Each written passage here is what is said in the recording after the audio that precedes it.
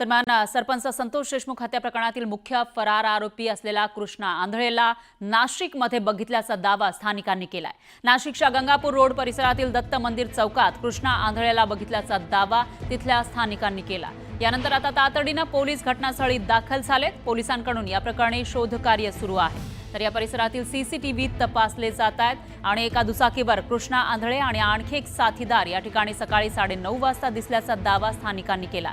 त्यामुळे कृष्णा आंधळे नाशिकमध्ये दबा धरून बसलाय की काय अशा चर्चांनी जोर धरला। तर पोलिसांकडून आता अधिक वेगाने तपास सुरू आहे। एक व्हिडिओ सुद्धा समोर आलाय, पण त्याच्यामध्ये पाठमोरी प्रतिमा त्या व्यक्तीची दिसतेय। त्यामुळे तो कृष्णा आंधळेच आहे का आणि तो नाशिकमध्येच आहे का असा सवाल उपस्थित झालाय। त्यांना सोबत घेऊन सीसीटीव्ही फुटेज चेक करत आहोत। त्या ठिकाणी सुयोजित गार्डन आहे, त्या गार्डनच्या या ठिकाणावरील आपण सीसीटीव्ही फुटेज बघितलं। 9:36ला तो त्यांनी जी संशयित जी गाडी सांगितली त्या वर्णनाची आणि ते इसम त्या ठिकाणाहून जाताना दिसत आहेत। तर आमच्यासोबत गुन्हे शोध पथकाची क्राईम युनिटची पण टीम आहे, ते आणि गंगापूर पोलीस स्टेशन आता ह्याच गाडीचा जे साक्षीदारांनी सांगितलेले आहे वकील साहेबांनी, त्या गाडीचा आम्ही पुढे शोध घेत आहोत आणि त्या पद्धतीने आमचा तपास चालू आहे। सकाळी 9:30 सव्वा 9 9:30च्या दरम्यान जेव्हा मी खाली आलो, मंदिरापाशी दर्शनाला गेलो मी, तर तेव्हा मंदिराच्या बाजूला दोघंजणं मला उभे दिसले आणि उभे दिसताना त्यांनी मास्क घातलेला होता आणि त्याच्यातला तो कृष्णा आंधळेंनी जेव्हा मास्क खाली घेतलं तर विदिन अ फ्रॅक्शन सेकंडमध्ये मी त्याला ओळखलं का हा कृष्णा आंधळे। आणि जेव्हा बघितलं त्याची माझी नजर झाली आणि हळूच गाडीवर बसून तो मखमालाबादच्या दिशेने निघून गेला। त्याचा पाठलागही केला पण तो तिथून पसार झाला।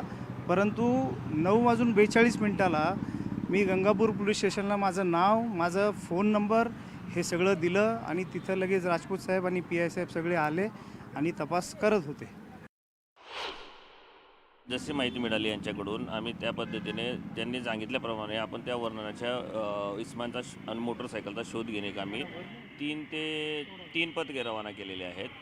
रस्त्यावरील जे CCTV कॅमेरे चेक करीत आहोत, पुढील तपास करीत आहोत। जसं माहिती मिळेल आपल्यास कळवण्यात।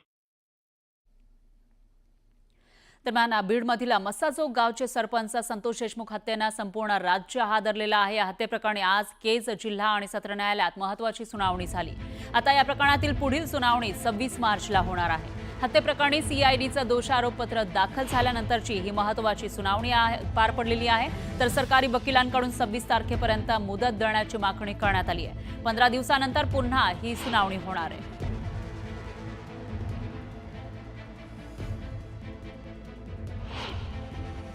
आरोपींचे जे वकील आहेत त्यांना ज्या काही गोष्टी पाहिजे होत्या त्या संदर्भातली त्यांनी अर्ज हे कोर्टासमोर ठेवले आहेत आणि त्या संदर्भातील काही माहिती देण्याचा जी वेळ घेतलेला आहे त्याची तारीख 26 आहे।